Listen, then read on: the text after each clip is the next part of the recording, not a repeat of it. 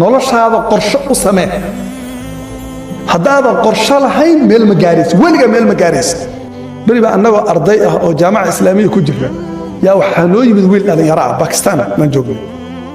markaasoo waxaan nidhi wax arday markuu waa soo dhaweeyaa markuu waxaa leeyahay maxaa rabtaa inaad baratid markaasa waxaa leeyahay maxaa rabtaa inaad baratid markaasuu waxaan rabaa english inaan barto waa lagu qosqoslay marka warba bakistaan baad u soo aaday inaad english ka baratid maxaad meelaha kale uga baran weyday markaasuu yidhi waxaan soo maray waddanka kuwait jaamacad ku taalla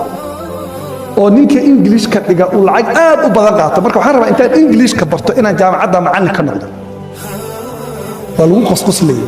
wallaahi wiilkii waxaan aqaanaa hadda asagoo MA English literature wato oo jaamacaddii macallinka ah qorshuu lahaa soo maa